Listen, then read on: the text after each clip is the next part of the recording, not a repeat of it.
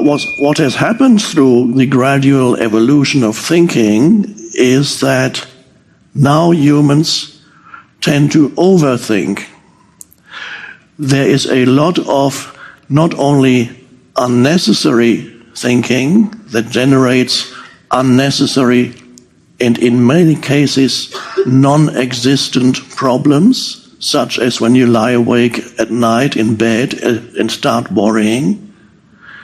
It generates a lot of unnecessary unhappiness. So people don't realize that a significant part of the unhappiness in their lives is actually generated by unnecessary, negative, often destructive mind activity, and they don't even know it. Mindfulness is first of all discovering the simple fact that there is a voice in your head that continuously comments on your life or on what's happening around you. It's the self-talk in there. Everybody knows what the self-talk is in there. You talk to yourself. Sometimes you talk to yourself in the first person, I. Some people talk to themselves in the second person, you. So you can get annoyed with yourself, and then you say, you shouldn't have done that. And then you have another thought that says, yes, but I couldn't help it. And you might even get a third voice come in, and whatever it says, why can't I get out of my self-talk? That's self-talk too. But it's an amazing first thing, what I call the first awakening, spiritual awakening, is something very basic and something very simple. It's a discovery that there is a voice in your head that always talks to you, mostly silently. If it talks out aloud, then you're continuously, and there's nobody around, then you are considered insane. And that's only if it's loud, but most people have that inside their heads, and they are not considered insane, it is considered normal. But there's not such a big difference between the two. And sometimes when you listen to, there might be a man walking in the street muttering, oh, why this fucking, and you say, oh, he's really insane. But it might be that you are doing the same, but it's just not out aloud, it's in your head. I should have said that. Why didn't I say that? Next time he does that, I don't exactly know what I'm going to reply. And it goes on and on. Or you lie awake at night and start worrying. You wake up and, oh my God, what's going to happen?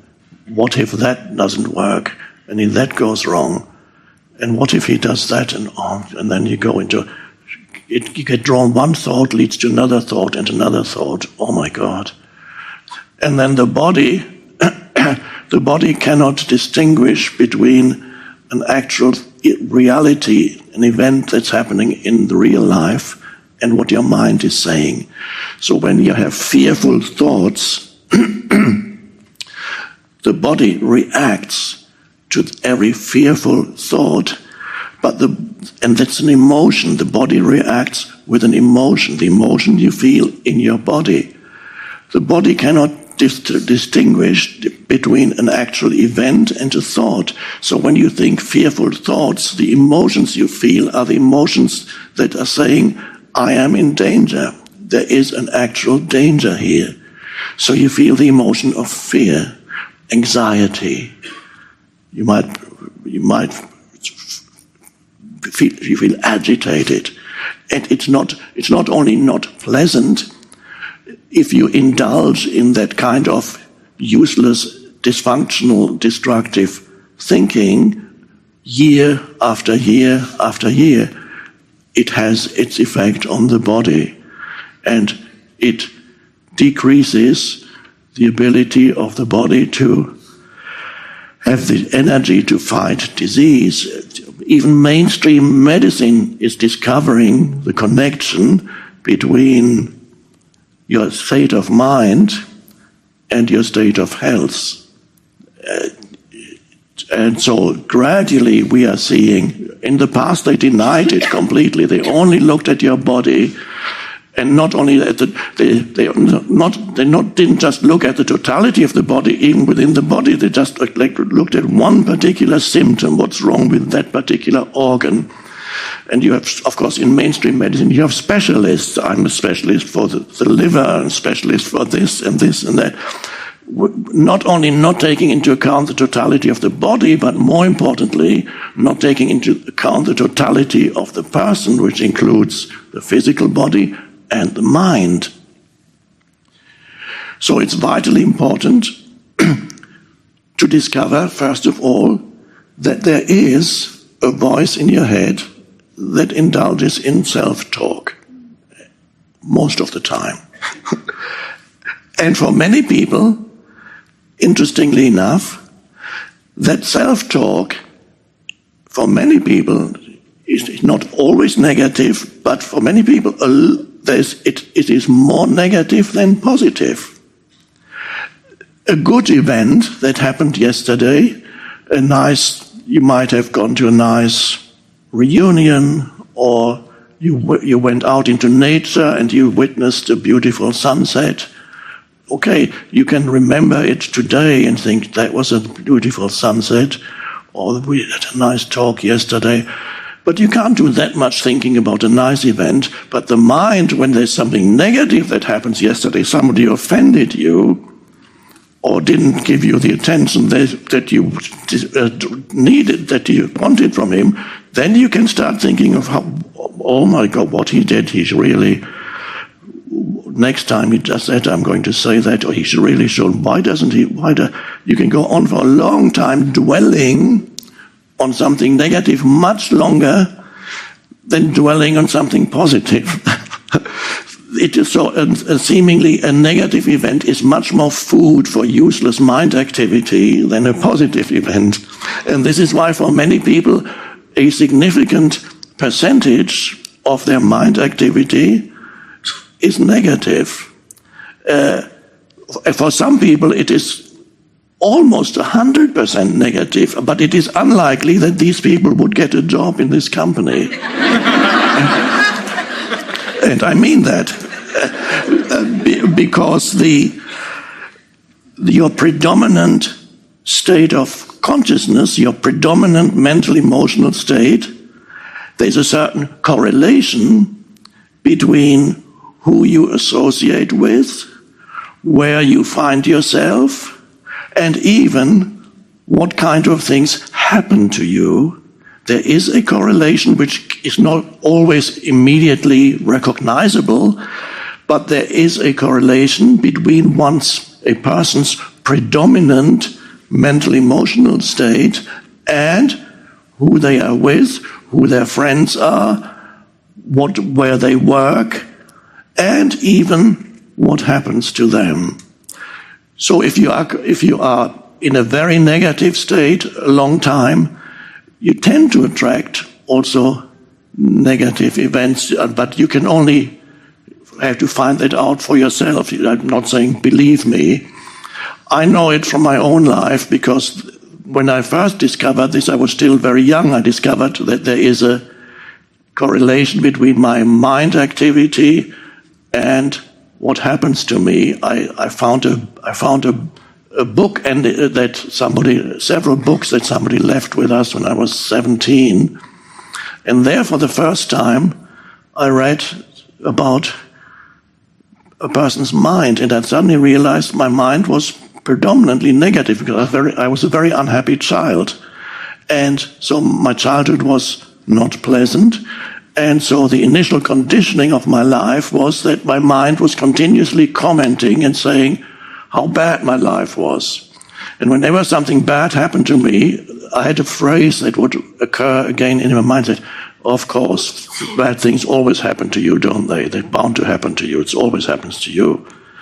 So I was talking to myself and saying that bad things would always happen to me. And they did.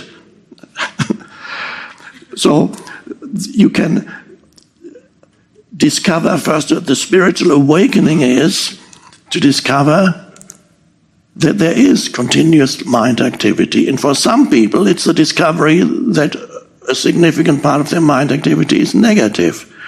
But the vital thing is to discover that there is this continuous talk in my head, which is considered the normal human state. And of course, you cannot abolish thinking. Of course, there will be thinking. But the question is there an awareness behind the thinking? If you can become aware that you are indulging or caught up in that useless mind activity, and you suddenly become aware of perhaps certain repetitive thoughts that tend to reoccur in your mind again and again. You might see it in others too, more easily in others. When you go for your Thanksgiving dinner, I think is it next week, you will meet your family members or relatives, and some of you may realize you already know what they are going to say this year, because it's the same thing they said last year and 5 years and 10 years ago. And if they have negative judgments about you or somebody else, then it's the same thing you will hear again next week when you go to them. So it's easier to see how others are caught up in repetitive thought forms, not as easy to see it in oneself. This is why there's a saying that self-knowledge is the most difficult knowledge. It's easier to see others. But if you can discover, even in the midst, perhaps, in the moment of a certain thought appearing in your mind, realizing, oh, that thought I've had this thought for years, it comes again and again and again.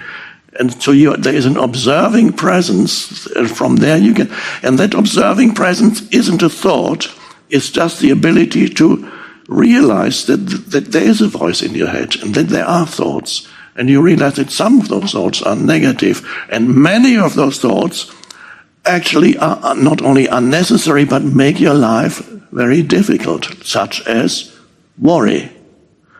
So most people live with what I call a cluttered mind. A cluttered mind means they are completely unaware that there's a continuous stream of mental commentary that goes. And wherever they meet somebody, and immediately certain judgments form. And everything they feel, they need to immediately adopt a position towards it. Immediately say, I'm against it, I dislike that. Immediately adapt a mental position, and being identified with one's mental position, which is a thought. So if you discover within yourself that a lot of the time you're in a state of lack, of insufficiency, of not enough, and you feel that the answer to, the remedy is to be active in this world and achieve and do as much as possible, then you'll probably find that ultimately that is not the answer to your state of lack. In order to transcend, to go beyond your state of lack, of neediness, of not enough, spiritual practice and spiritual realization is necessary. Focus on the realization of being. It's only there that you can go beyond that state of lack, which is ego. Go within and discover who or what you are beyond the person.